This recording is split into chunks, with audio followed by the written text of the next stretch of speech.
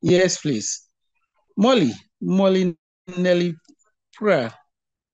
Molly Nelly. Oh, beautiful name. Yes, Sister Molly, let's hear you. Make a summary. Summarize what we did last week, and then we'll continue from there.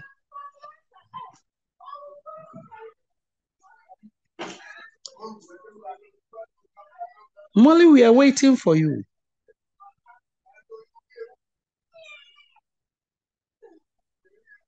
Okay, Anas, go ahead and then make a summary for us. Summarize where we got to. Please, last week, the network didn't allow me to join us. I did not come to class last week. Oh, I see. Then remind Molly Nolly to make the summary for us. She should try to summarize what we learned last week, and then we'll continue from there. Anybody at all can please summarize it for it. I want to solicit from you just to ensure that you were learning. You have learned what we went through. So please, anybody at all can make a summary for us, and then we'll continue from there. Please participate in this learning process. I beg you. Okay. Yes. Anybody?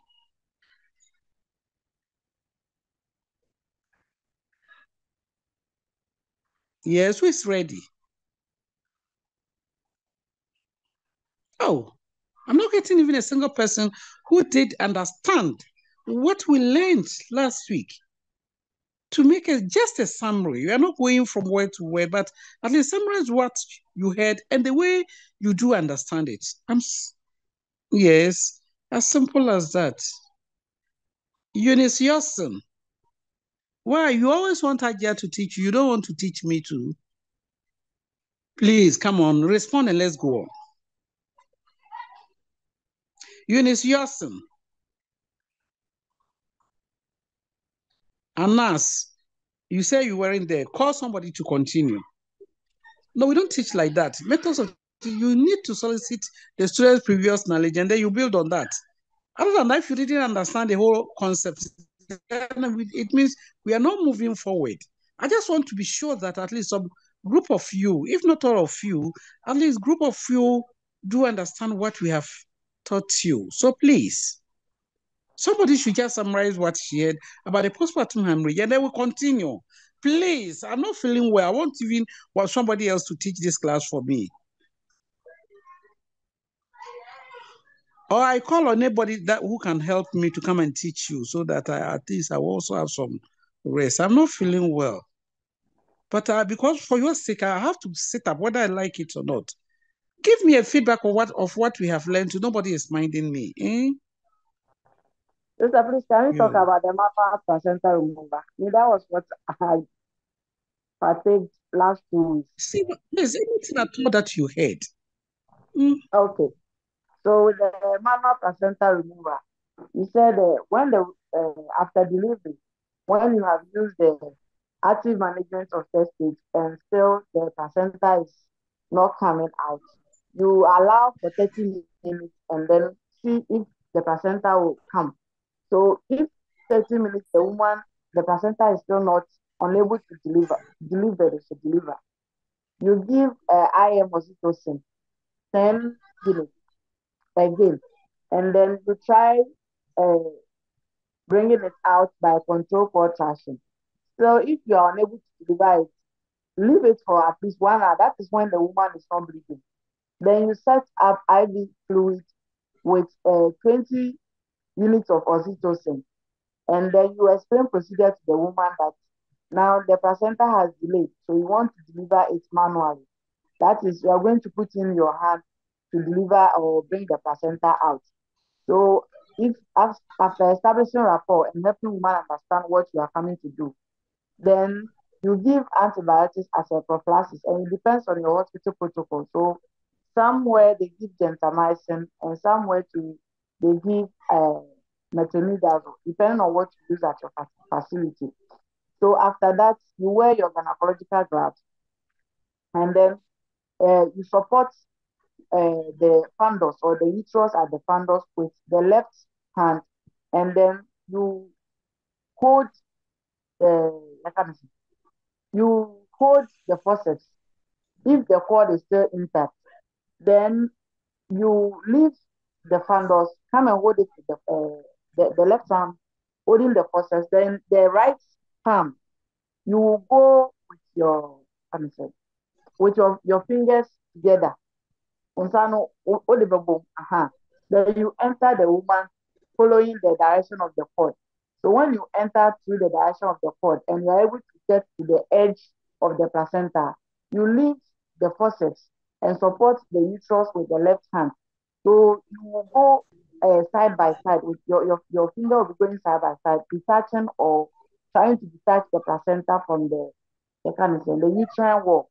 So you do that until you have cupped everything in your palm, or you have milked everything in your palm. Then you bring it out slowly, slowly until you deliver the placenta. If you are doing that and you are meeting any difficulty, you have to stop. Probably it is a different issue. Probably it is the placenta has been embedded or there is a placenta aperture.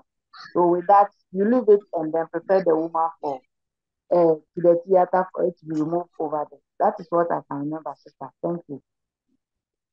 Thank you very much, Anas. I'm so grateful, at least, for that beautiful summary that you have made. I think you've said it all.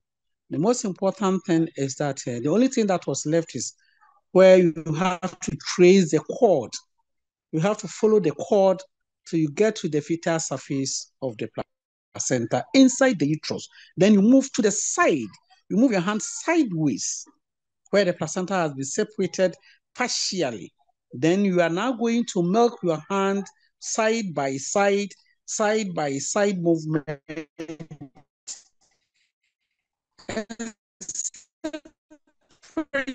You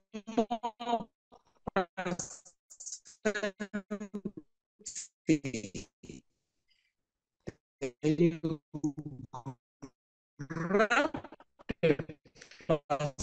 the doing this, remember the cord, we have left the cord in the receiver. And this time, our left hand is now supporting the fundus so that the uterus will not be moving from side to side. You have to stabilize it with your left hand. That's where you try to separate more placenta by moving the ulnar surface of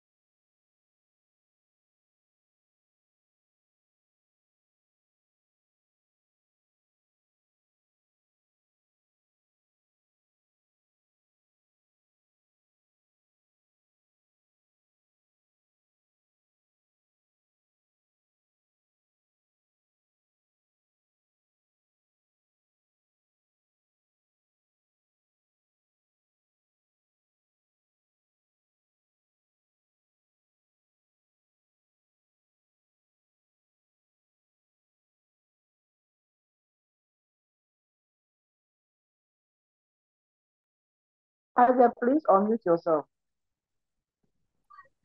Thank you. Have I omitted? Let me see. Yes. Okay. So I'm saying that let's quickly see the signs and symptoms of hypofibrinogenemia. We mentioned them the other day. We said the uterus usually feels well contracted and occasionally it may be relaxed. Then the blood loss is also slow and steady. And if it is coming from a vaginal laceration, that is where it comes in a steady form. Any laceration, if it is hypofibrinogenemia, no laceration will be found. Then the midwife will also notice that the blood is not clotting. That is the key word there. The blood is not clotting in the receiver that you have placed between the woman's thighs, that is at the vulva area. It's not clotting. It is rather watery. And if you had given injection to the patient in an attempt to contract the uterus, you realize that the site where the injection was given will be oozing blood. Let's see, how do we manage a patient with PPH due to hypofibrinogenemia? What you need to do is first, you have to inform the doctor, whether you are at the facility where it is well equipped or you are in the clinic. Let the doctor, a nearby doctor, be aware. Then you have to reassure the client that she's in safer hands. And your preparedness to help the client must be made known to the client. And then you need to collect blood in a glass bottle and then leave it aside so that you are testing for what you call clotting time. If no clotting occurs, after that, after let's say 10 minutes, then your diagnosis of suspecting hypofibrinogenemia is confirmed, or DIC is confirmed, because in every situation, we expect the blood to clot after 10 minutes. Then the further management will also depend on the availability of resources. If the resources are there, then you can manage the PPH due to hypofibrinogenemia. You need to get fresh blood. You have to transfuse the patient with fresh blood, because it is the fresh blood that will have the double strength plasma. You need about 500 to 1,500 mils, or IV drips of fibrinogen. If the hospital is well equipped and you can get the IV drips of fibrinogen, then you can set it up. It will help with the clotting factor, so the bleeding will clot and it will stop. Now, the clot observation test, this is how it is done. You need to collect the blood. Just take about 2 mils of the blood, venous blood.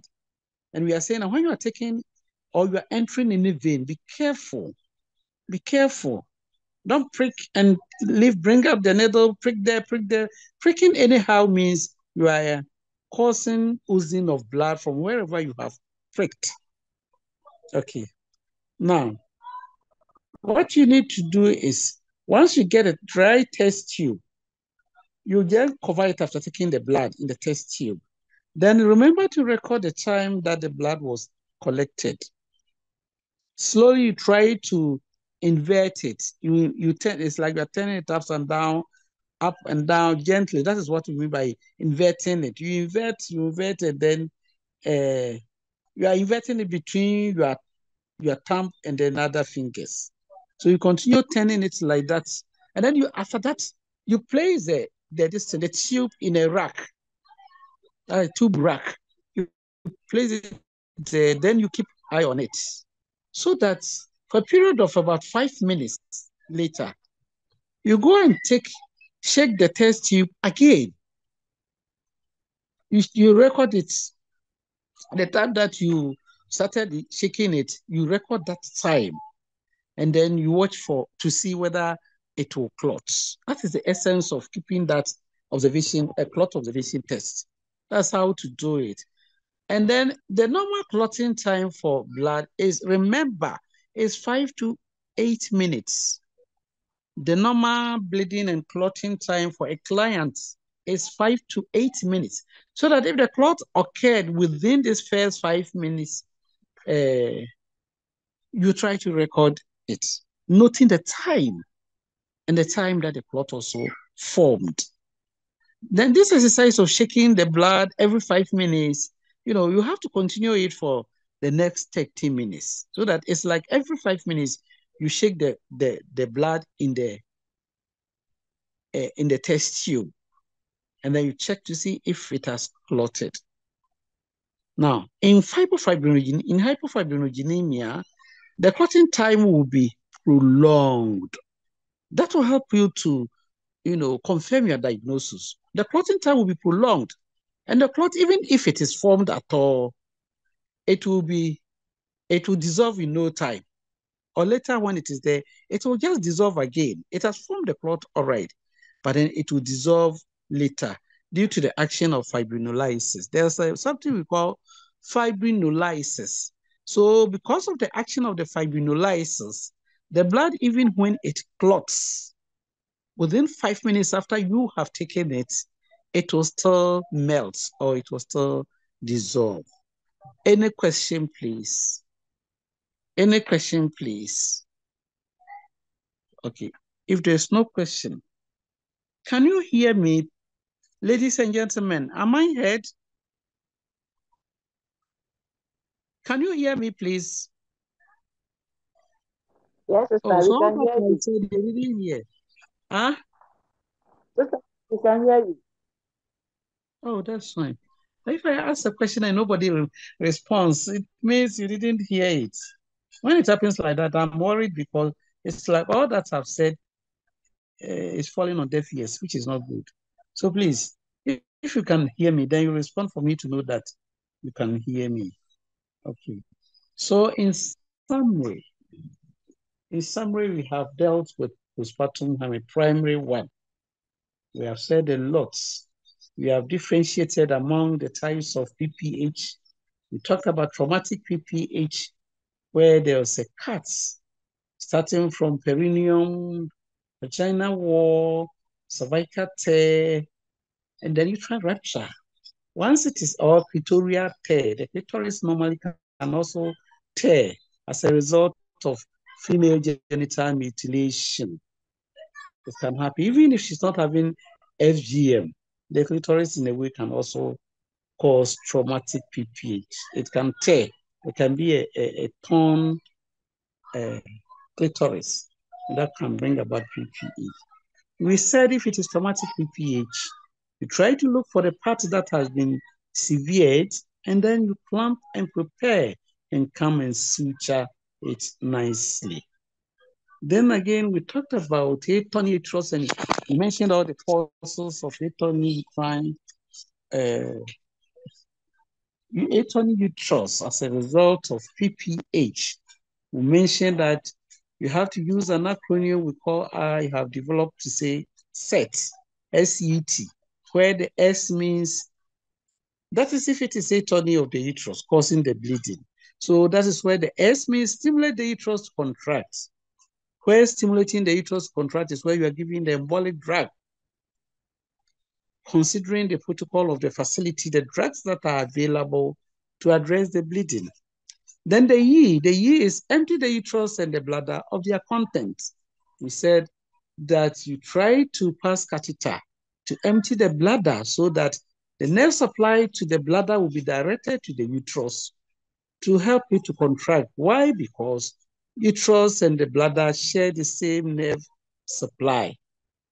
So then you are emptying the uterus and the bladder of their contents, where after giving the embolic drug, you try to massage the uterus, expel the contents of the uterus. In that case, when the uterus is emptied, it will pave way for contraction. And then the T, we said you treat for shock. The T is treat for shock. By treating for shock means you set up infusion, Ringer's lactate, you put in oxytocin. Some, depending on the severity of the bleeding, you can put in 40 units of the oxytocin if it's severe. If it's not severe, you put in 20 units and it will be helpful. Now you are treating for shock, you cover the patient. Cover the patient. Prevent the patient from shock. Patient is already cold, so you don't pour water on her. Then, still preventing shock, you try to elevate the foot end of the bed so that at the time that you are managing the PPH, patient wouldn't need blood that much at the lower leg, the lower extremities. And so that's why you are raising the foot end of the bed so that blood that is at the lower uh, extremities will be drawn to fill the um, it will be drawn to supply the vital organs, that's the lungs, the heart, the kidneys. Will get the blood that is at the lower extremity where the patient wouldn't need it at that much. That's the essence of raising the foot end of the bed. Now, after going through that exercise, we are saying you monitor the vital signs. The temperature, pulse, respiration, BP should be checked every 15 minutes, every 5 minutes in the initial stage, just to ensure that all is well with the client. Don't forget to call for help in the course of managing the patient. And then call the doctor also on duty to attend to the patients. Then you give nothing per us. You don't give anything per us. Why? Because patient may end up in theater. And if you had fed the patient may start vomiting and is likely to aspirate some of the vomitors. And that will bring about a condition called Mendelssohn's syndrome. Please take note of that. It will bring the patient vomits and she aspirates some of the vomitors into the lungs. It will cause collapsing of the lungs and a condition known as Mendelssohn's syndrome will develop. That aside also, when the patient is in state of shock and she's restless, she will be demanding for water. She will tell, Madam, I feel like drinking water because her throat and mouth will be so dry at that time. We are saying, as a midwife, when we are managing a patient in that situation and she demands for water, don't give it. Why? Because the swallowing center in the brain at that time is also in a state of shock. I mean, the coughing center in the brain at that time is also going into shock. And so when the patient is getting shock and she's feeling thirsty and she tells you, give her water to drink. No, we are saying immediately, don't give the water to the patient to drink. You give it because the coughing center, as I'm saying, is also in a state of shock.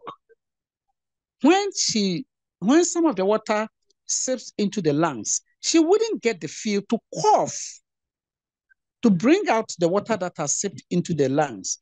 And then she'll be swallowing the water. Meanwhile, part of it is getting into the lungs. And the lungs will become, what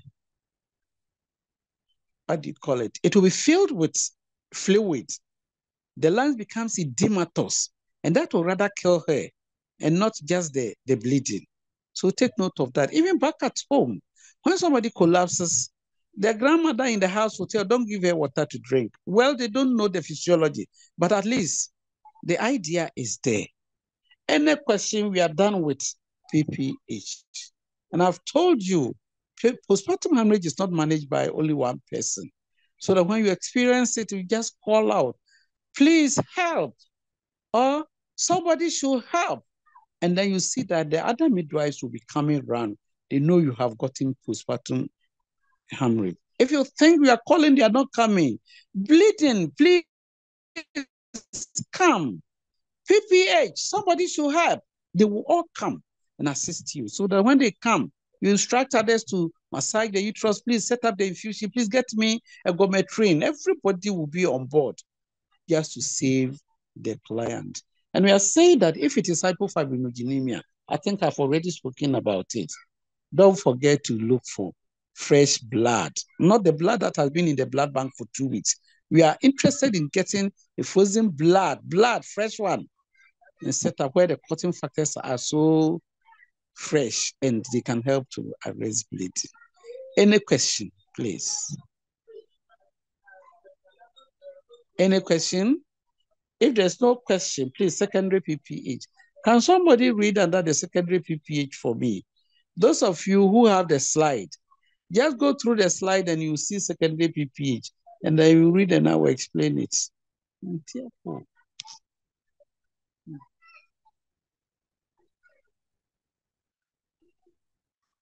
Oh, nobody is taking it up.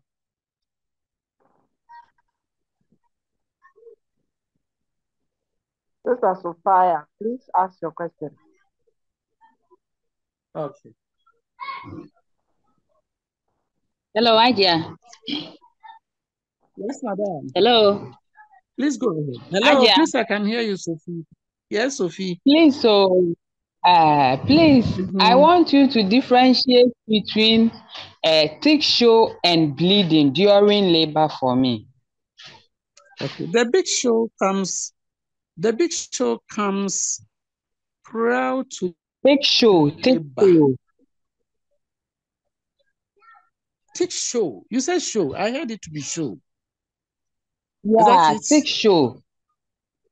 Yes, please. Yes.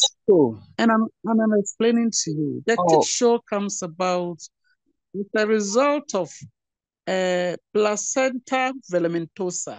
When the placenta is placenta velementosa, it means that some of the blood vessels are running through the membranes that are covering the fetal parts, the presenting part. So that when the membranes rupture, then some of the blood vessels running through the membrane will also accidentally rupture. And then it is coming out, and you people think it is thick show or heavy show. Some people say heavy show or thick show. Remember, when you see this thick show or heavy show, the best thing to do is to monitor the fetal heartbeat. Monitor the FH. And if she's in the first stage of labor, that the membranes rupture before this thick show came out, try to prepare for cesarean section. Don't wait. Other than that, the next moment, FH will go off because the patient is bleeding as a result of what we call vasa previa. Patient is bleeding as a result of vasa previa. Vasa means vessel. Previa means in front. So blood vessel lying in front of the presenting parts. And that's why the blood vessel has gotten ruptured. And that's why the patient is bleeding. And that's why it is intrapartum hemorrhage. It is intrapartum hemorrhage. And so if the woman is still in the first stage of labor, please, for heaven's sake, prepare for CS before you lose the baby. Don't take it just as heavy show. Heavy show from where? Do mothers normally bleed intraparturally? No. So that is it. The one who asked the question, I thank you very much. It has paved way for me to explain certain things. So that is how it operates. That is how it is. Don't take things for granted when a patient is bleeding. Now, so heavy show or intrapartum hemorrhage is different from postpartum hemorrhage. Postpartum hemorrhage is after delivery when the patient is bleeding. That's what we have treated. But intrapartum is in the process of delivery. The baby hasn't even come out. The baby hasn't come out, but the patient is still in the first stage of labor.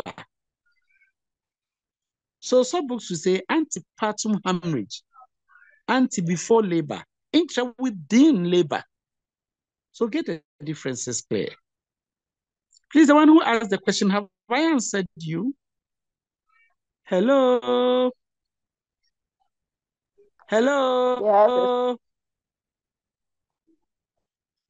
Oh, did you attend lectures? You people, did you attend lectures before coming for these lectures? Your voices sound so dull and tired. Can I continue? Yes, sister. You can continue. Thank you. Let's move on to secondary postpartum hemorrhage. Secondary PPH is an excessive bleeding that occurs after the 24th hour after the delivery of the placenta. And it normally occurs till the end of puerperium. So the period of puerperium being 6 to 8 weeks after delivery.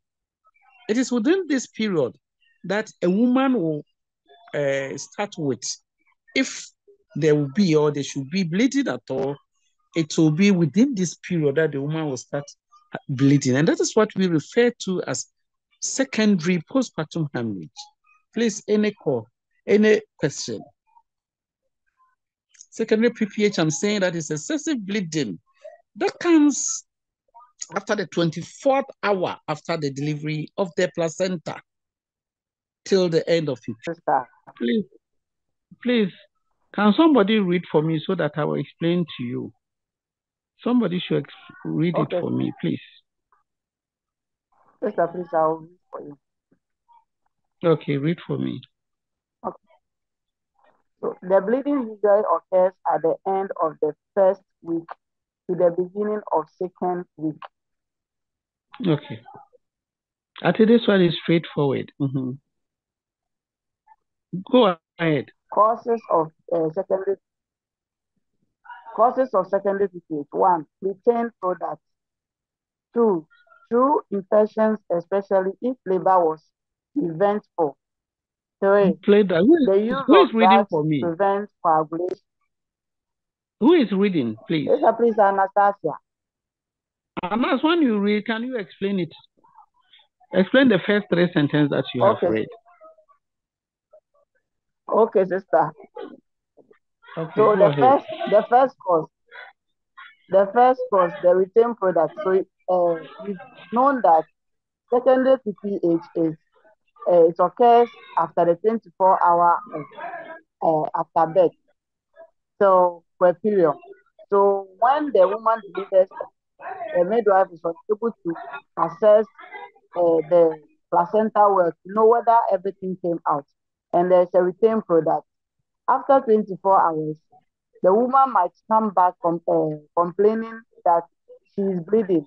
And when you do your assessment or when you do your examination, you will notice that there is a return product in the uterus. So it is also a cause of secondary PPH.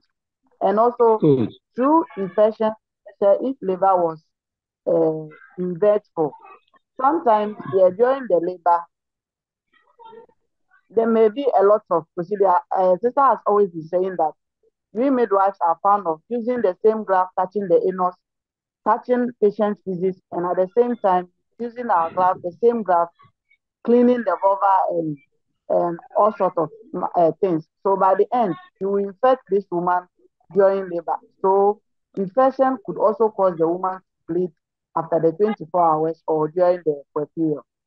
And then the third point, the use of drugs to prevent coagulation. Example, heparin, which is a drug used to counteract the action of prothrombin and prevent formation of the clot. Some patients may be on special drugs like the heparin. So such clients, if after delivery or during the delivery, and then heparin, you and I know the effect of heparin. That when heparin is given to a client, it is given to, stop blood clotting. So patients with cases that have their blood clotting, they are put on what or placed on a heparin.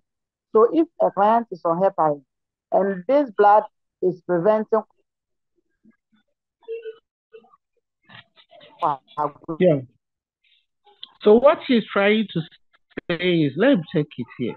What she's trying to say is that a drug like heparin or another drug, we call it warfarin, heparin, aspirin, or bleed high, or please let's take this the possibility of this what is happening? So let me take it, please. So I'm saying that when the patient is on sex drug, then the possibility of her bleeding after the delivery, because the drug itself, the drug that she's using, maybe she's using it to treat a type of carcinoma, so that or warfarin, when it's or she's having deep thrombosis, and so they are placed there on aspirin or heparin or this warfarin we are talking about, and it is enough to cause this uh, secondary PPH, because the blood will prevent the drug will prevent the blood from clotting. And then there are other anticoagulant drugs like there's a drug we call ditavin, then tromizatin. They are all there. Decameron, they are all there. It's a type of drug that is used to prevent blood from clotting. There's another condition that can cause secondary PPH. Please, those of you who are feeling sleepy, will you sit up? If you know you are feeling sleepy, sit up.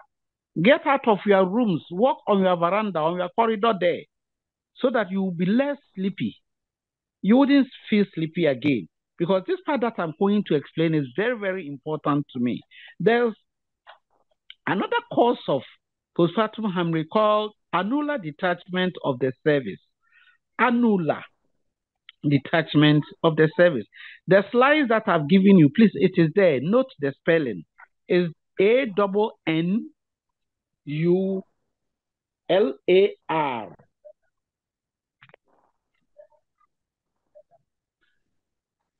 Somebody brought a message. I couldn't read it. The person brought. Can you bring it? Somebody brought a message. Can you bring the message again so that I can read it? I think the person is saying something meaningful, but it has gone. I can't read it again. The person should bring it again, please. Okay. So I'm saying that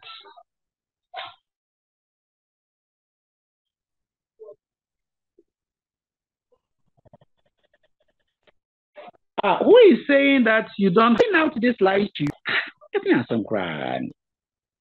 Why is it that others are having? Please look for the slides. I've sent it to your page. I've given it out to one of you. And you say you don't have the slide. Anas, are you there? Anastasia. Yes, yes, sister.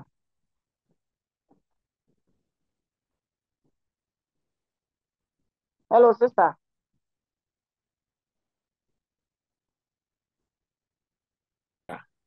Hello, Anas, Akia. are you there? You don't have Yes, a... please. Hello? Please. Yes, madam. Yeah, because somebody just said that they don't have the slide. It was shared on our page. I'm surprised because I've given it out a long time. So send it to the page again. Don't worry, you send it to the page again. Send it again to them so that those who don't have it will have it, please. Okay, let's continue. So I'm saying that there's a condition we call annular detachment of the cervix. And that's why I'm saying that you should pay attention and listen to what I'm saying and get it clear, because you will definitely, especially those of you in the delivery ward, you will definitely come across this condition. What happens is that this annular detachment comes about as a result of incompletely dilated cervix. When the cervix dilates and is left with the anterior lip, so the anterior lip of the cervix will remain there. It is commonly with multigravid women, the multiparous women rather. The multiparous women, they tend to have this annular detachment of the cervix. So that because they have been pushing through cervix that is not fully dilated, sometimes the cervix are dilated up to 8 cm, 9 cm, and she'll push. And they know how to push very well through this cervix that is not completely dilated. So what happens is that their anterior lip will remain there all the time. The anterior lip will remain there all the time it is there. So that probably maybe the 8th child or the 9th one that she's coming to deliver. Because the uterus is so roomy, they tend to have big babies. So this 9th child or the 8th born is so big, the baby is so big this time around, she's finding it difficult even to push. And so the anterior lip of the cervix will remain there. She's attempting to push the big baby through this cervix that is not completely dilated. So what happens is that the anterior lip will be nipped. It will be nipped between the undersurface of the symphysis pubis and the baby's head. Please, I'm saying it again. I said the anterior lip will be nipped. That is, it is lying between the undersurface of the symphysis pubis and the presenting part. So the compression there becomes so great on that anterior lip of the cervix to the extent that blood flow from the main uterus to the anterior lip of the cervix will cut off. It will cut off because of the pressure from the undersurface of the symphysis pubis and then the fetal head. So then the experienced midwife will try to slip the anterior lip that has been nipped there, slip it over the presenting part, and then the baby comes out. With one push, the baby comes out. Now, after delivery, she may not start with PPH. But when she goes home during the puperium, because that anterior lip was nipped, where nipping means pressure on it, like a dog nipping your hand. That's what I mean by nipping. That is what happened. So that because there was lack of blood supply to that particular anterior lip, then it becomes necrosed. That part of the cervix will become necrosed, meaning it will get rotten. It will get rotten, and during the puperium, it will amputate. Please listen carefully. It will amputate. Now, as soon as it slops off, as soon as it amputates, there follows bleeding. The necrosed anterior lip will cut off. It will separate, then followed by severe bleeding. And so it is one of the causes of secondary postpartum hemorrhage. So when the woman comes during the puperium with heavy bleeding, most of the time that is the cause. If it is not retained product, maybe placenta subcinturator that has retained in utero, you didn't look for it. You didn't put the woman on a gometrine. So that subcinturate lobe in the uterus will also separate. It will separate, it will detach. As soon as it separates, there comes bleeding. The patient starts bleeding heavily. So you see the causes of secondary postpartum hemorrhage. Is that okay? What did I say? What did I say is the rationale, the physiology, the cause of annular detachment of the cervix? Let me look for somebody. What message did you put there? What message did you put there? Somebody put a message there. Sarah, Jennifer, Sana. Jennifer, Sana. Your hand is up. Let's hear you. Go ahead. Sister, you said that. I'm responding to the cause of the annular detachment of the cervix. Thank you very much. Go ahead. You said during labor. You said during labor, when the cervix is not fully dilated, especially when the anterior lip of the cervix is still there, and the woman tried to push, so there will be nipping of the cervix between the fetal skull and then the symphysis the pubic bone of the mother. So when that happens for long, the blood supply to that particular part will cut off. Then when the midwife tries, like she will try and then push the cervix, then the woman will deliver. But when she goes home, because there wasn't like, or it was denied of blood supply for a long time, it will necrose and then cut off. Then the bleeding will start. Good. Thank you very much. Is it clear to everybody? Thank you very much for that explanation. That's exactly what I said. Any question, please?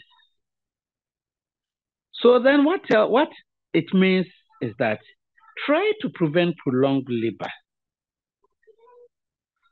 Yes, thank you. Thank you. Try to prevent prolonged labor, both prolonged first stage and prolonged second stage of labor. Try to prevent that. And try to prevent the woman from pushing through cervix that is not fully dilated. If the cervix is not fully dilated, this is the outcome. Either she ends up with cervical tear, which of course can also lead to traumatic PPH, or this kind of annular detachment of the cervix can occur, but this time the PPH will occur during the piperium. Hence, secondary PPH will result in such a situation. Okay, thank you very much. Okay, so that is the cause of the causes of secondary PPH. Any question? There's no question. Shall we move on to the warning signs of secondary PPH? The warning signs of secondary PPH. Please, can somebody read for me? Anas, please read for me. Oh, read the Warning signs of secondary postpartum hemorrhage. Secondary PPH. Where the red lochia persists after the third day. 2. The return of bright lochia after pale lochia. 3. Lower abdominal pains with some paresthesia, especially. It is due to infection. Then 4. Pale lochia too soon after the rubric and sub-evolution of the uterus. So these are the warning signs that will when the patient is being discharged. We don't teach them all these things. Listen, that you are a degree midwife.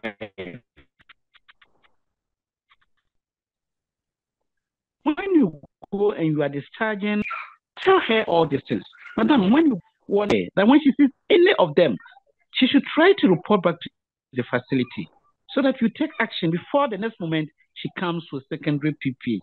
We are saying that when the red lochia, that is lochia rubra, after the third day, we expect it to be lochia serosa. But if the red lochia returns after the third day, then you should be suspicious that he's likely to end up with secondary PPH. And then she complains of lower abdominal pains with fever. It means there's infection. And so that one, you have to address that. Other than that, they will rush her back again with bleeding. That will be secondary PPH. Then we are on red lochia. When it resurfaces after the pale lochia, that is after the lochia alba. After the lochia alba, the next time she sees any red blood, it means that she's in her menses. Other than that, if the red lochia should come again after the lochia alba, then it means okay. Then when there's sub-involution of the uterus, when the uterus is also taking time to return to its pre-pregnant state, when should the uterus go back to the pelvis after delivery? Please, a general question. Please. I want to know, when do you think the uterus should return to its pre-pregnant state after the delivery of the placenta? When? This is a general question. We mention your name, you don't answer. Somebody is answering too. It's another wahala. Okay, please tell me. Yes. When should Did you say 6 to 8? Yeah, it's still in the pupillium. But there's a specific time within which you prepare the uterus and you don't feel it again. But the woman will still be in the pupillium. Hello? Yes. After 6 weeks, I think after 6 weeks. 3 weeks. are you trying to play lottery over there? Madeline Adupoku, when should the woman's uterus not be palpable below the symphysis pubis? Please, 2 weeks.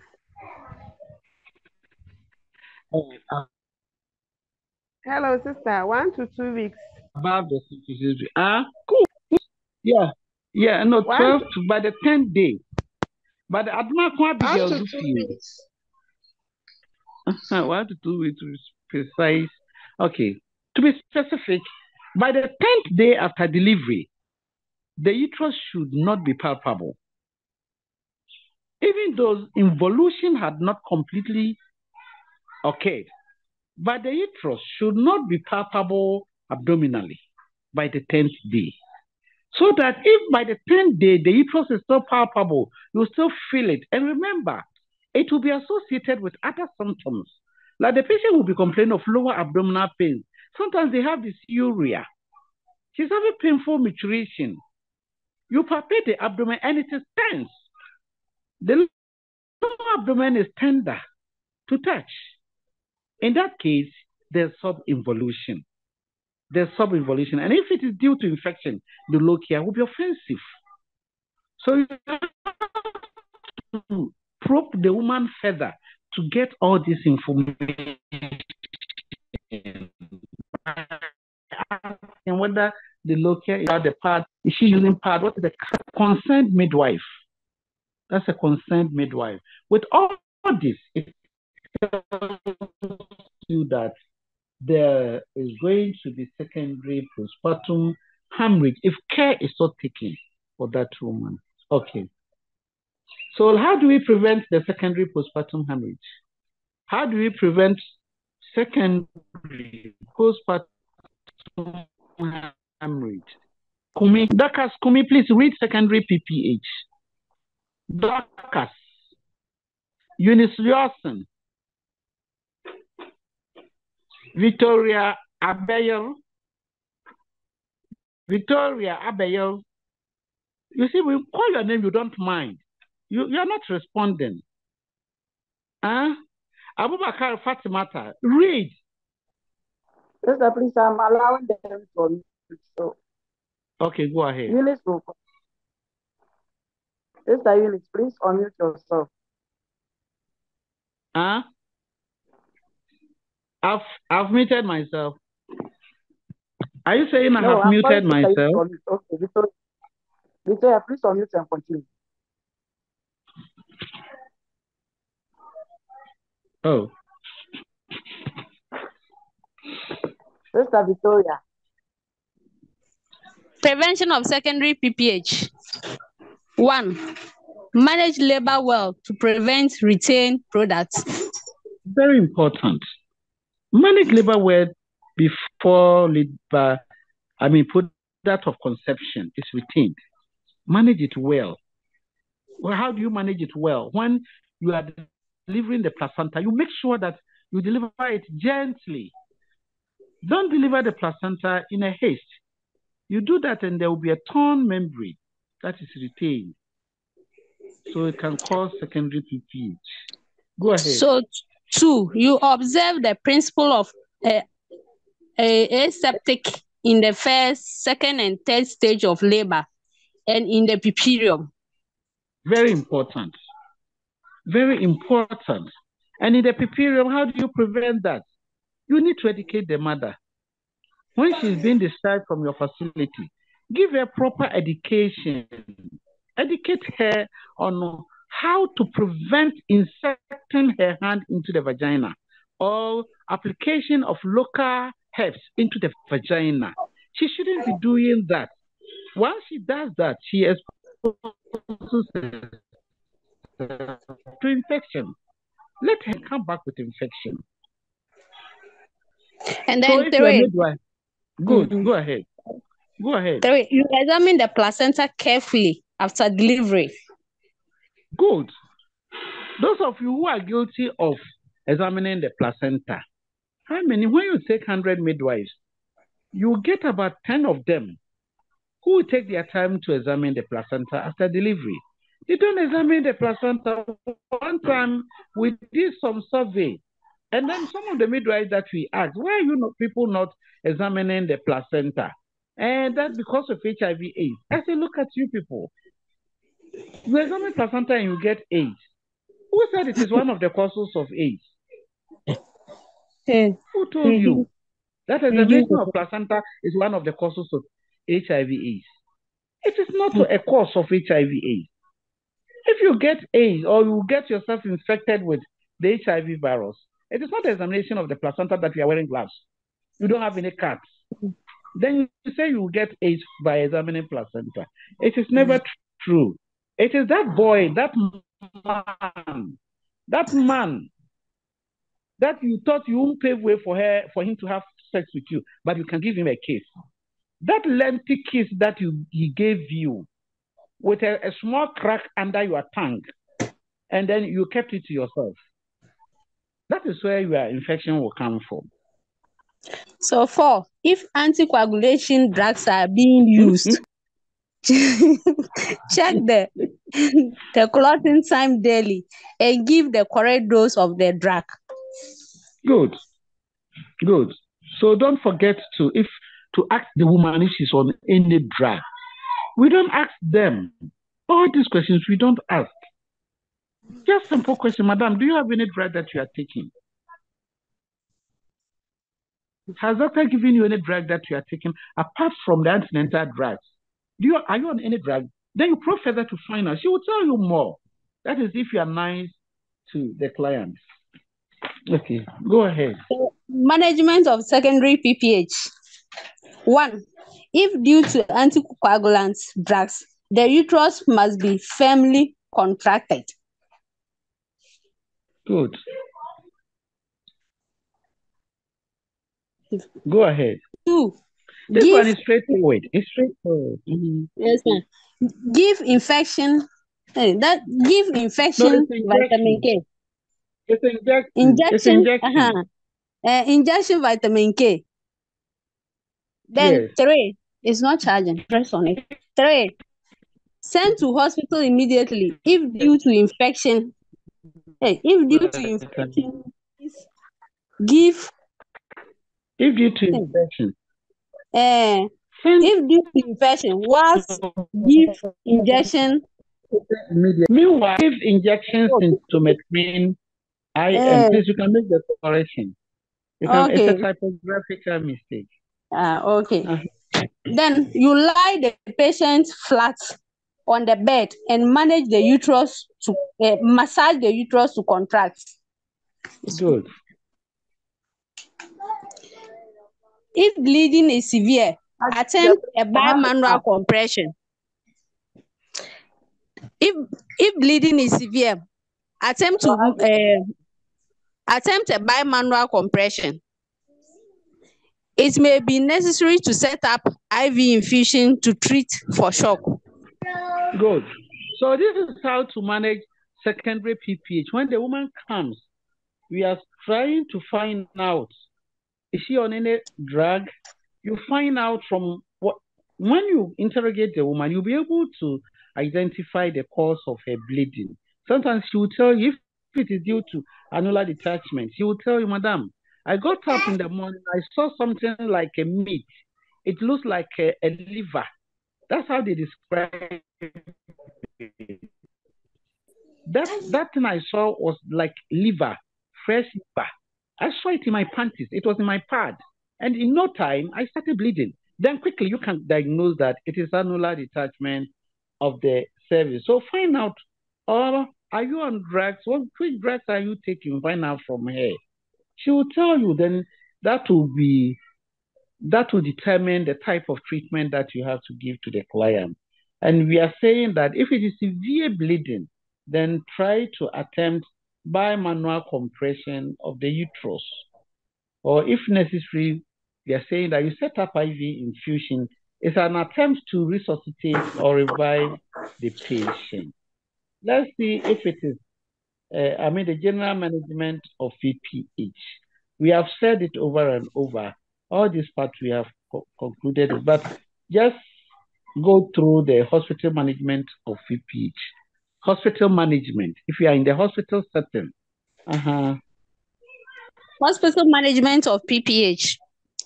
Doctor may order sedations.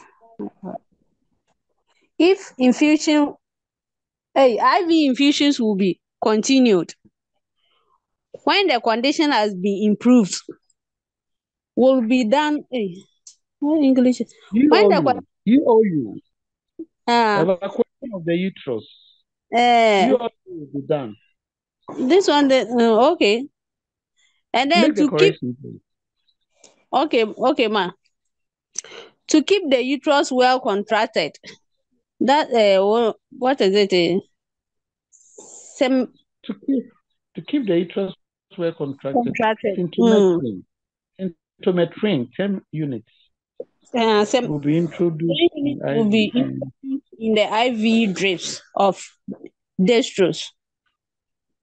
Then blood transfusion may be necessary to take the blood for grouping and cross matching. Yes. Antibiotic will be prescribed if due to infection. Good.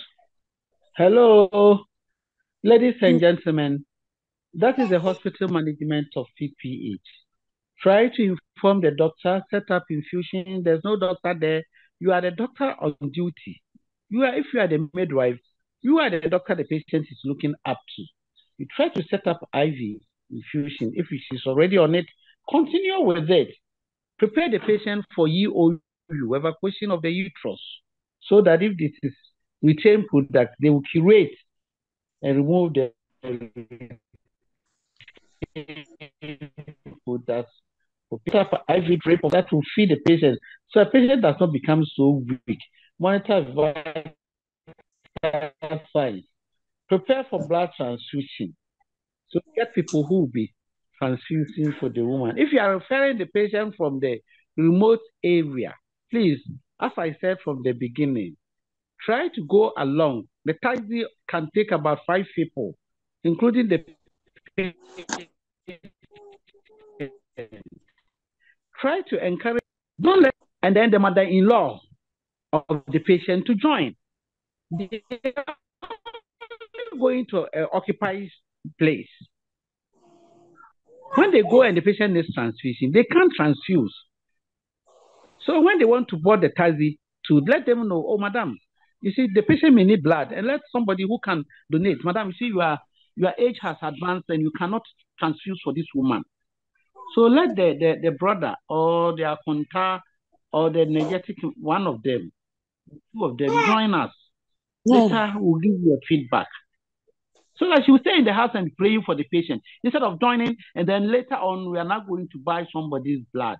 Meanwhile, her brother is there.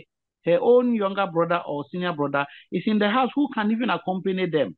So it is you, the midwife, who have to take this decision. If you don't put your feet down, all those in the village would like to enter into that taxi. Meanwhile, their presence wouldn't be that necessary. Let somebody who can donate join the taxi. Is that okay? Please, do you understand? Yes, Haja. Okay, Haja, please, a question. Please, I was wondering. Haja, a question. Hello. I'm listening, madam. Please, no, I can hear. The dextrose during labor, is it good using dextrose? No, Rangers lactate. If you don't have Rangers lactate, you can use dextrose saline. Okay. Thank you. Use dextrose, yeah. Okay. Retain placenta. We are on retain placenta. The term is used when the placenta have separated from the uterine walls but cannot be expelled. Bleeding can occur as long as the uterus contains the placenta. Keep quiet. the uterus can relax at any time because of retraction cannot be maintained. Good. We are talking about retained placenta. That is when the placenta has separated and it cannot come out. When it happens like that, then patient will start bleeding, especially when placenta is partially. If it is partially separated, that's where patient will be bleeding. And we have already spoken about the fact that we try to do manual removal. This one, you call the doctor. By the time the doctor comes out, you have entered the uterus, have brought the placenta out, so that the uterus can get the time to contract and start bleeding. If placenta is partially separated and patient is bleeding, my dear sister, my dear brother in midwifery, try not to waste time, else you lose the baby, you lose the mother. You lose the mother. Because patient is bleeding from the separated parts of the placenta. So if you don't enter and separate more placenta and bring it out, if you don't do manual removal and bring it out, patient will continue bleeding till you wrap her to the morgue. It's not good. It's not the best at all. So try to do manual removal that we have done already. Thank you. So what will cause the placenta to retain? Causes of retained placenta. 1, full bladder, which may prevent the placenta from descending into the lower uterine segments. Have you heard that? A full bladder will prevent the placenta from descending down to be delivered. So a full bladder is a cause of retained placenta. Good, yes? 2, a contraction ring of the uterus or hourglass ring. This occurs as hourglass contraction. hourglass constriction. This is the word is hourglass constriction.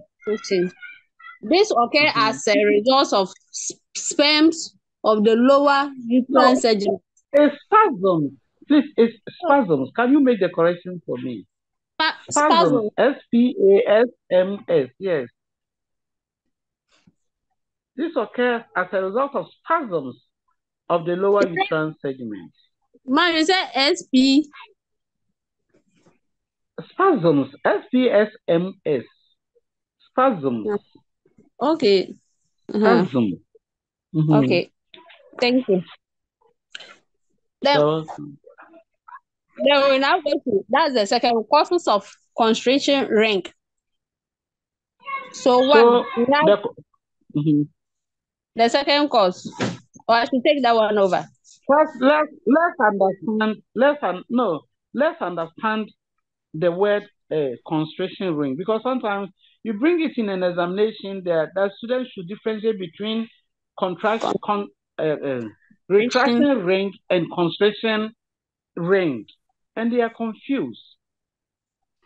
So please take note of what they're explaining. I think I explained it last week, or it's not your group. Isn't it your group that I explained it to you? No, the ma. constriction ring, we are saying that which is a no? It's your group or it's not your group? Which one is the no? So constriction ring is spasms of the circular muscle fibers of the uterus that will entangle any longer issue or long part or any extremity or lengthy part of the baby's body. Then it will prevent the descent of the fetus or the fetal head.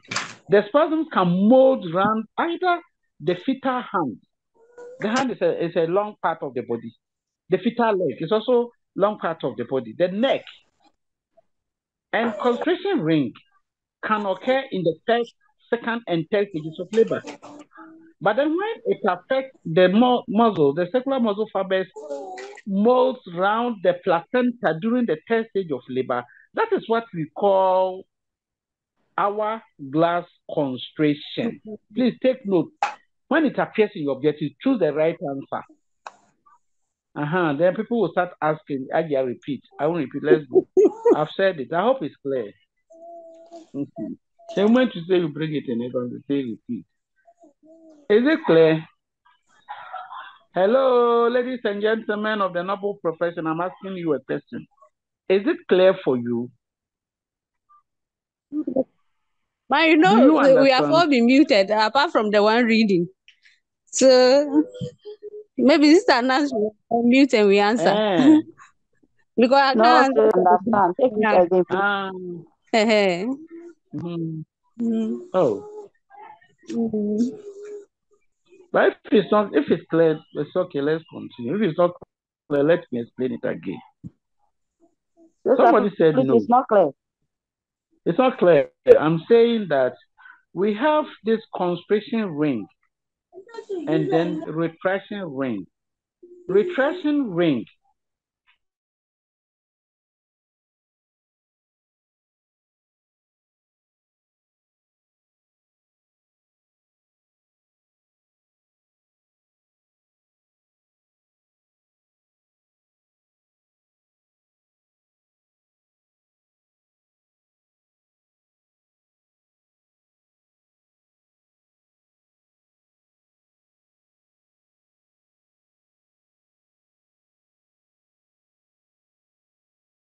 information and then they will. I'm saying that the difference between constriction ring and retraction ring. Retraction ring is a physiological change which takes place in the uterus during the first stage of labor. Physiologically, that is the change that is going on. If you should see even with your naked eye, it's like a demarcation line between the upper and lower uterine segment. That is the retraction ring. But I'm talking about constriction ring. I'm saying that constriction ring, it is a form of constriction that comes about in labor, where the circular muscle fibers of the uterus will mold around any part of the fetus that is lengthy, like the leg of the baby, the arm or the hand of the baby, then the neck of the baby. And I'm saying that this retraction, this constriction ring can occur at any stage of labor. It can occur during the first, second, and third stages of labor. And I'm saying that if it occurs during the third stage of labor, where these circular muscles will mold around the placenta so that it will cause retained placenta, you, the midwife, will make an attempt to deliver the placenta and it is not coming out. Irrespective of the pull that you are exerting on the placenta, it wouldn't come out because the circular muscles are moving around the placenta in such a way that part of the placenta is inside the uterus, part is inside the vagina. And that is what we call the hourglass constriction. If it affects the placenta, it is called hourglass constriction. That is all that we are seeing. I think I've explained it enough. Shall we continue? The one reading, read for me.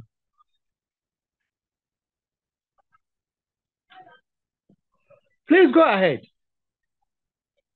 Any question on constriction ring? Other than that, please read under the causes of constriction ring. That's where we have got into. Please read under the causes of constriction ring. Oh my goodness.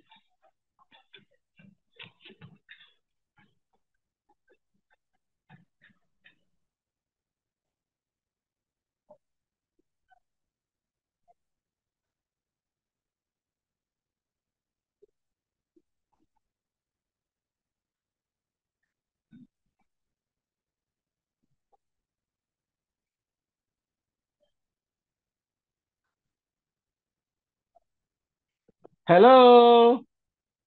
Is it because people are tired? Or what is happening? Please, why are you silent? Can you hear me or you can't hear me? Moses, they are not tired. What is the She has news? muted herself. Yeah, same old. When I was reading, someone was complaining, so I needed another person to read. Anna, please read for me, I beg you. When you ask them to, they won't read. When you are reading to Wahala, Please read and let's continue. Read for me, Anas. Read. Okay, sister. Read the causes of constriction ring.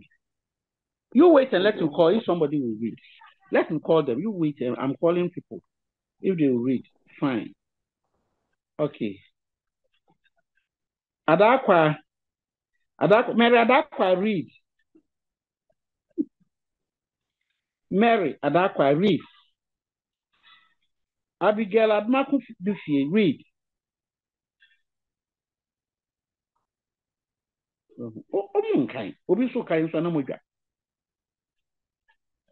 Amdia Al-Hassan, Hajuya.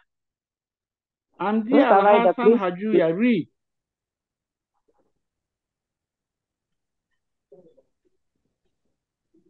Andrea Kujo, read.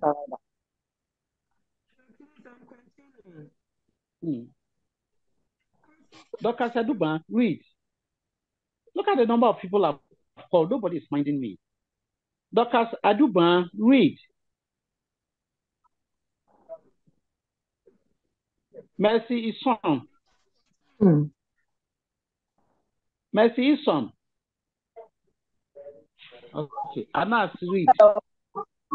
Let me read. I was muted. Yes. Yes. Causes of constriction ring. Giving ergot before the placenta is expelled. This can be prevented by observing the time ergot takes effect on uterus and expel the placenta before the circular muscle fibers go into spasm. Okay. Unnecessary interference is So what is the meaning of that? Please explain what you have just read. Explain what you just read. It's saying that before the constriction ring, before you give the ergot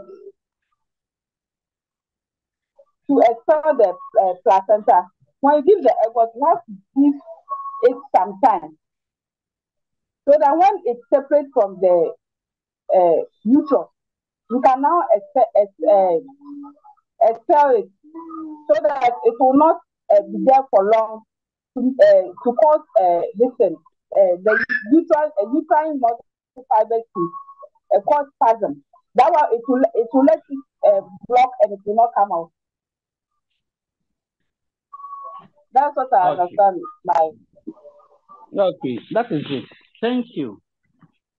Thank you. So read under the adherent placenta. Is it clear to everybody? Do you understand? Can we continue? Please go ahead. It's saying unnecessary interference, indecent. Example, excessive squeezing and massaging of the uterus after delivery of the baby. That can cause the constriction ring. Yes. You see, that is how some of people operate. After delivery, they try to massage the uterus, so even though the placenta is in situ, instead of finding out whether it has separated. If it has separated, don't wait for all the signs of placenta separation. Make an attempt to deliver the placenta.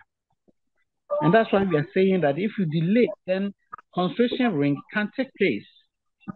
So as soon as you give the ergometrine or symptometrine or pitocin injection, the embolic drug, to the woman before delivering the placenta, make sure you deliver it on time. Other than that, it can bring about constriction ring.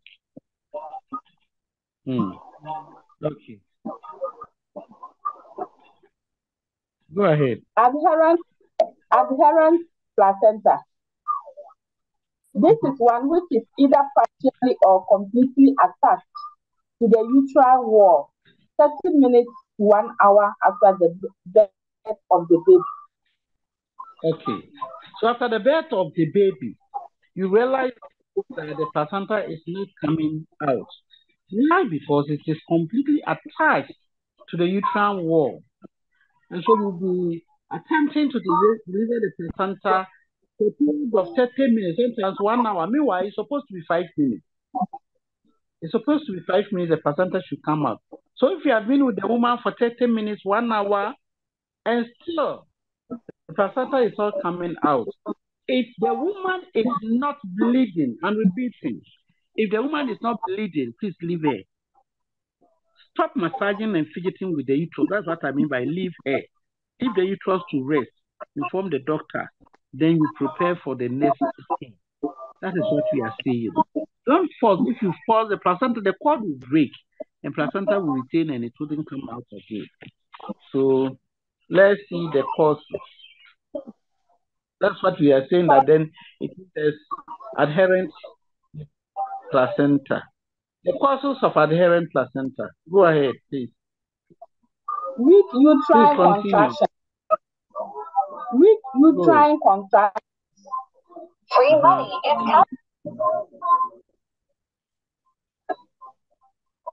Not strong enough to separate the placenta. Example, in atony of the uterus. That they say weak uterine contractions not strong enough to separate the placenta. Example, in the case of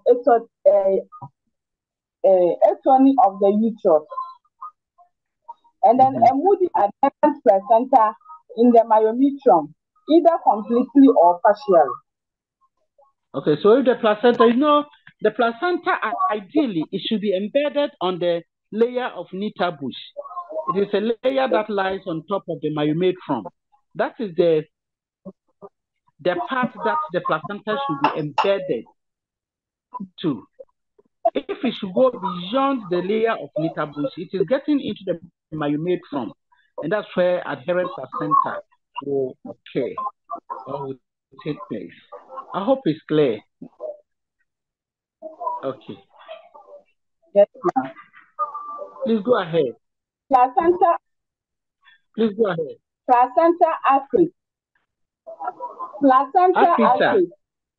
Accreta. Accrete. In this, the placenta is attached to myometrium. Placenta accreta is attached to the perimetrium. Okay.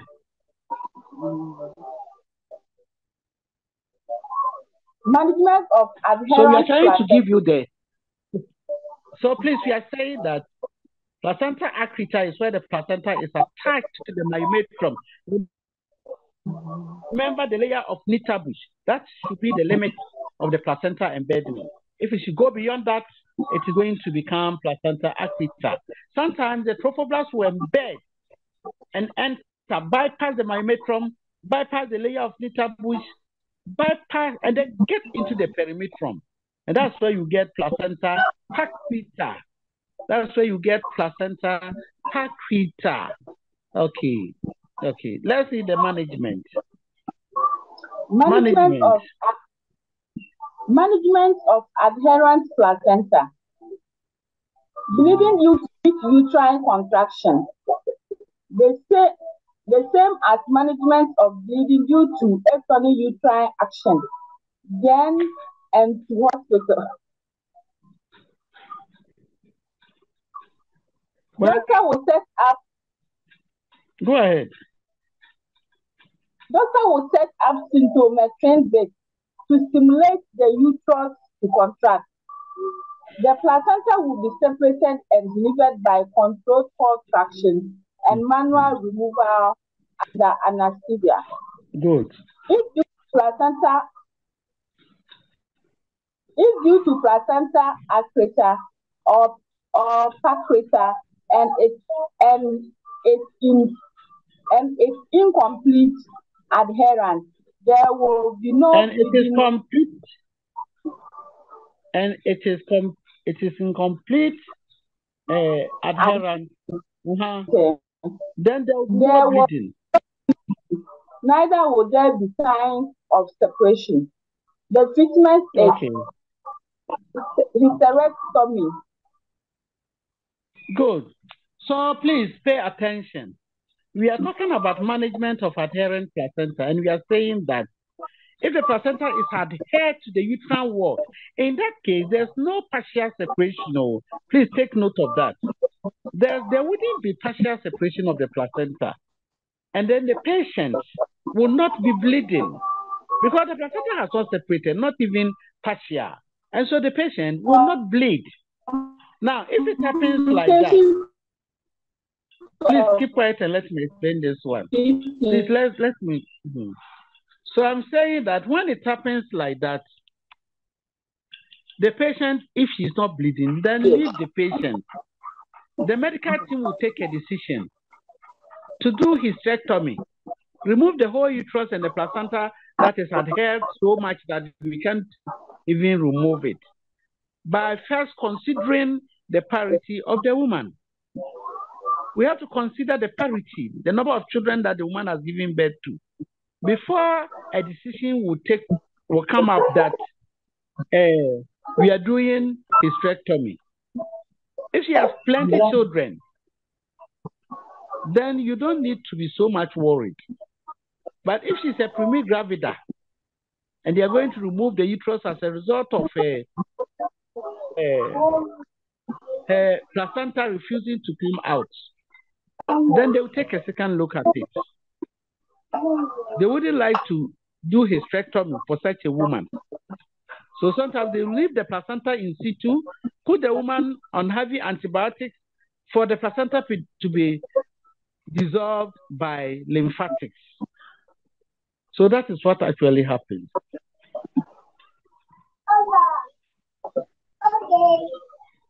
Complications of PPH. Hello, ma'am. Hello. Okay. Hello, go ahead. Please, let's finish with the complications. Yes, continue. Let's finish with the complications. Please, let's listen so that in another instance, if I ask you to mention 3 or 4 complications of postpartum hemorrhage, you'll be able to tell me, please. Just read through them. They know the complications of postpartum hemorrhage. Go ahead. Go ahead, please. You should know after the complications. Everybody should know it on her fingertips. Go ahead. Complications of PPH. Any severe bleeding of any severe bleeding of any stage of childbearing period is critical. Bleeding from the uterus. Yes. Before, during and after delivery is more during and after delivery. It's more serious because of the exposed maternal cyanosis and the mother inclination to injection. So what we are trying to say is that any form, please let me explain it. It's very important. Any form of bleeding after delivery will expose the woman to a danger because either the patient bleeds before, during, or after delivery. It is something that the midwife should treat it with all courtesy and with all urgency. It's very important. Okay. Because then we are saying that it will expose the woman to infection. That's all. The effect then the effect of assessment, let me take the risk. That our time is almost up. Let me take it myself. Thank you very much. You have done very well. Okay, so we are saying that the immediate effect is seen in the circulatory system as hemorrhagic shock. So the first complication of postpartum hemorrhage is hemorrhagic shock, which you all know that a woman will go into a state of shock. Okay. Then the hemorrhagic shock, we are saying that will occur due to lowered blood pressure, which will affect the kidney function because pressure in the kidney vessel, that is the afferent vessel and then the afferent vessel, it will affect the kidney parenchyma.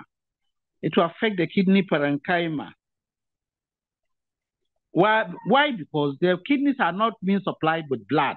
The blood that is supposed to pass through the kidneys for the patient to, pass urine, the blood is not there. It's not getting to the kidneys. And so the kidneys are deprived of blood. And when they are deprived of blood, they wouldn't get blood to prepare the urine. And so most of the time, the PPH that kills the mothers, it is not the blood loss per se, but it is the shutdown of the kidneys that will kill them faster. It is the shutdown of the kidneys that will bring about what we call uremia. The patient will end up with uremia, and it is the uremia that will kill the patient faster. So it is a condition that we don't have to joke with. Then the brain cells also cannot stand a stage of anosmia for a period of 3 to 5 minutes. Patient is bleeding. There's no more blood getting to the brain tissues. Then the brain tissues will die because they cannot stand anoxia or anosmia, as some of the books will say. Now, when it happens like that, the anterior lobe of the pituitary gland also will be deprived of oxygen for a longer period. Then it will result in anterior pituitary necrosis. Please take note of it. It will result to anterior pituitary necrosis, and then there will be poor functioning of the organs which the pituitary body stimulates to produce the hormones of the body. Example, the breast, the lactogenic hormone will be affected. The thyroid gland, thyroid atropine and hormones will also be denied. It wouldn't be there. Then the adrenal glands, adrenal corticosteroids will also be impeded. Gonadotrophins, ovaries and testes will also be affected. Then the growth hormone, that is the somatropins, will also be affected. So you can imagine, when it happens like that, the woman who has delivered and is supposed to be looking so fresh and beautiful, all her system, the whole body is going to change to become so masculine.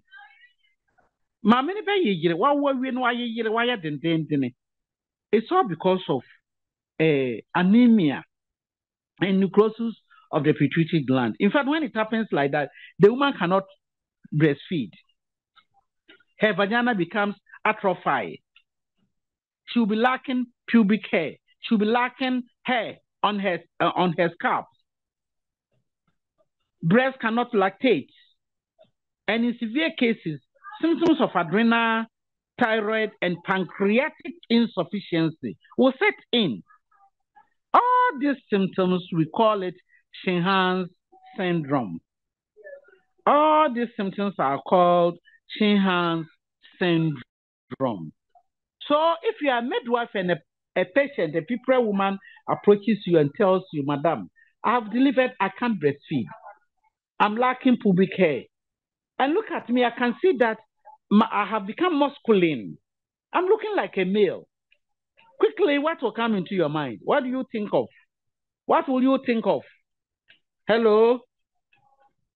What do you think will come into mind? She's having Shinhan syndrome. The first thing that will come into your mind to ask her is, why, Madam, when you delivered, did you bleed? Did you end up with postpartum hemorrhage? She'll tell you, yes. I bled to the extent that they even gave me 2 pints of blood. Then quickly you should know that it is Shinhan syndrome that she's complaining to you. Ladies and gentlemen, do you have any question on postpartum hemorrhage?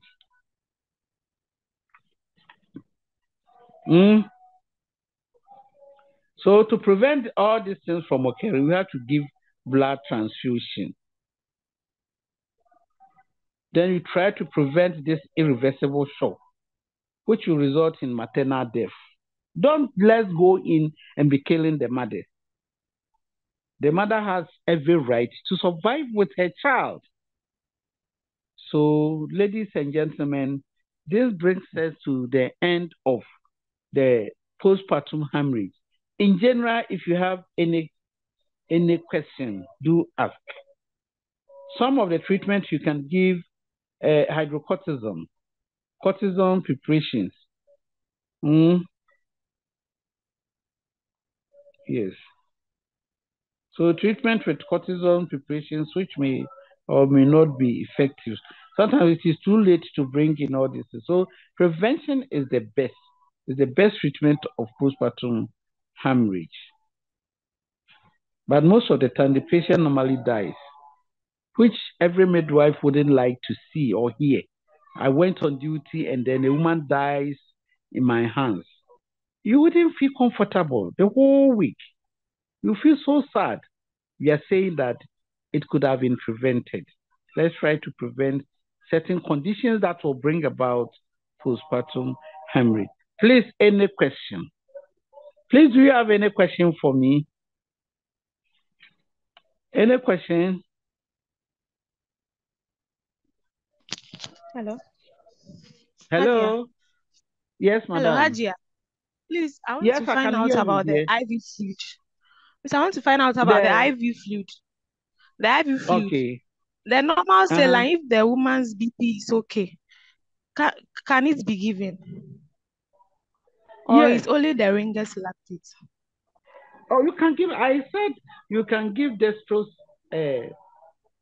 saline. Dextrose saline is normal saline plus the dextrose. So that once she's weak, the dextrose content will energize her. And then the saline content will help to increase the BP for her. So if you don't have ringers lactate, the ringers lactate, it's isotonic and it can help increase the BP. That's why most of the facilities they give ringers lactate. Other than that, dextrose in saline can also help treat or manage this condition. In your facility, what do you use to treat it? Hello? Please share your experiences. What do you use to treat PPH? I'm talking about to revive her, to revive the woman. What infusion do you normally set up, apart from ringers lactate? What do you use? Please open the thing for them to answer questions so that we can finish, we can close and go. Please open them. Yes, people's hands are up. So allow them. Anita.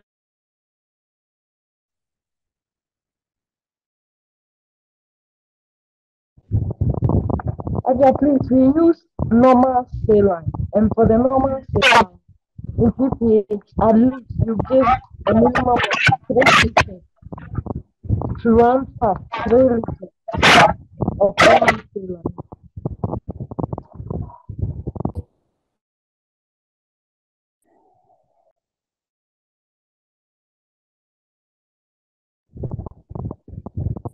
Hadia. Hadia. Hadia. Hadia.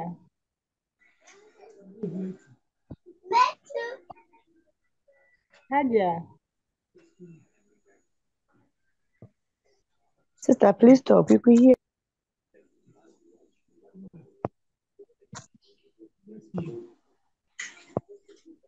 Haja, please unmute yourself.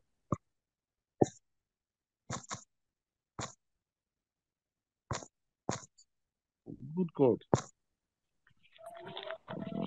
Hadia. I'm not a, yes. Please, I want to find out that primates, most of the time when they come in labor, especially during the second Please stage. speak louder. I can't hear you well. You say what? Please, I said Mm-hmm. primates, most of the primigravida. Primigravida. Yes. I know you are talking about primigravida, but we are referring to primates. Primate is somebody who has delivered once. I'm telling you. So you want to mean somebody who hasn't delivered before for the first pregnancy. She's a primigravida. She's not a primate. Go ahead. Okay, the primigravida. Sometimes when they come in labor, during the second stage, they become so exhausted that they ask of water. Is it good we provide them with water those times? Yes. Yes. When they come, we should feed them, not just water. Give her fluid, easily digestible food. Give her fluid, let her drink. I keep saying that if you don't have anything to offer her, prepare oral rehydration salts, ORS, and let her be sipping it. It's fluid. It will help to check the electrolyte balance also. Sometimes when they are in the second stage, they become so tired that you see that the mouth. When they're in the second stage. Yes, please. It's so dry and she will be smelling of acetone. It is the fault of the midwife for that to happen to the poor girl. The primigravida in labor, and you said in second stage she becomes so weak, the mouth is so dry. It is the fault of the midwife. It is poor management during first stage of labor that is causing that. During the first stage of labor, hydrate the patient. Hydrate her. Give her fluids. Let her sip. That's why I'm saying prepare ORS and be given to her. It will hydrate her very well. So that during the second stage, she can push better. But what do? We don't feed them. We don't care about what she's taking. Sometimes we tell them, oh, bring malt, but the malt will still remain in her bag. You won't give it to her. Let her take some soup. Let the mother prepare some light soup. You don't give her light soup. Crock her, somebody will say. Pamper her. Pamper that girl to drink, then drink the fluid. Drink. No more kwai, no more cocoa, no more malt, no more sio. You see, you give it to her and she will take it. But if you don't give it to her, the way you are shouting at her, she's even afraid to tell you that she's hungry. She's afraid to tell you. Why would she get dry mouth, dry lip? Why would she end up with her breath smelling of acetone? And then later the midwife will say, the patient's mouth is smelling. It's not smelling, no, she's not offensive. She's smelling of acetone. She's becoming acidotic. You don't know. She's becoming acidotic. Why? Because the blood is now becoming acidotic. Acidosis is setting in. And that's why the breath is smelling of that kind of acetone. Nothing is prompting you that the patient is getting into a worse situation. Where will she get the energy to push during second stage? She can't push. She can't push, I bet you. She can't push. But if you manage her well during first stage of labor, you have hydrated her well, very well. You tell her push, she pushes, and then she doesn't even want to stop pushing. So most of the time, it is the fault of the midwives refusing to, how should I put it, refusing to feed our clients during first stage of labor. I hope you are going to do the better thing, the best of all, the best care you are going to give to your client this time, now that you see yourself as a degree midwife. Hello, Madam Biomawai. Open line. I hope you are going to change and behave well towards our clients. I hope so. Yes. I hope so. Please do the best. Do the best for your client. Let the patient love you. Let the patient respect you. Let the patient be happy. Be happy with you because of the way you are handling her. And God will bless you. God will surely bless you. Do the best for your client. So the one who asked the question, thank you very much. Thank you very much. Okay. Any more? So next time we meet, we are going to talk about a breach presentation and go and read, please, I'm giving you reading assignment. Go and read on abnormal vertex. Abnormal positions of the vertex. Abnormal positions of the vertex. So go and read on that. That's the occipitoposterior positions and other things. Go and read on it, and then when we meet, I may be going on leave, and somebody else will have to come and take you next week. Hello. Is that okay? Hey, yeah, please, question. Is that okay with you? Ask me. You have a question? Yeah, please. Me. Yes, please. Can you give vitamin K to a woman who is in postpartum hemorrhage? Yes. Vitamin K is one of the drugs of choice. You have to give it. Because the vitamin K, once you give it, it will help to adapt to the clotting factors. It will accelerate the clotting factors. So when you give vitamin K, it's good. It's in line. You are doing the right thing. Give it. Okay, thank you. Give one ample of vitamin K. Yes, one. Yeah. to them, to the patient, is good. But if it is due to hypopyrenogenemia, then be careful. Hello? Aja, please, Yes?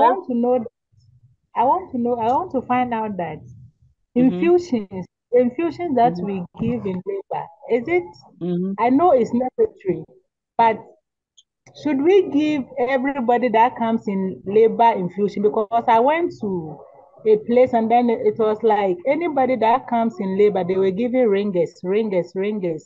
So I don't know whether it hastens labor, or is it necessary we give those infusions? Yeah, the issue is that it depends on the protocol of that facility. They have made it routine. The idea is they want to rehydrate the patient through IV infusion so that the patient will not be so exhausted during second stage of labor and will be able to push. I don't rebuke that idea. It's their protocol and it's helping the patients. That's why they keep on doing it. It's good. There's nothing wrong with that. There's nothing wrong with that one. But then when you are giving the infusion, then ensure you make sure that you save the patient with bedpan.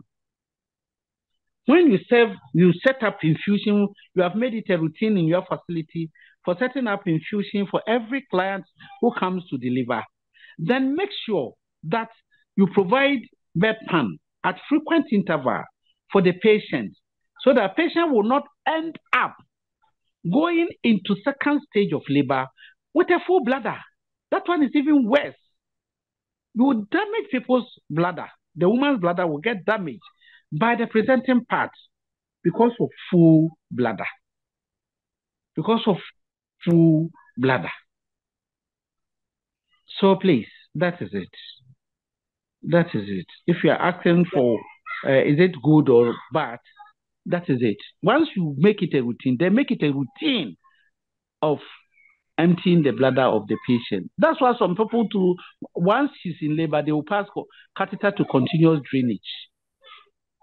But normally, if the patient they go into severe pain at the vulva when the catheter is retained there and the baby's head is coming down. It compresses the urethra against the symphysis pubis before the patient go into severe pain. So I'm saying that every procedure that we are doing has its consequence, which may be negative or positive. So if you set up infusion, get ready to be serving the woman with bedpan so that she'll be urinating frequently. Okay, that is it. Yeah. Any more questions, please? Hello, dear. Hello, Aja. Hello. Hello, madam. Yeah, hello, Aja. Please, I once had a client. I conducted the second stage of labor. Then the baby was asphyxiated. So I was trying to, and I was the only one. So I was trying to resuscitate the baby. All of a sudden, the placenta popped out from the uterus and fell on the ground.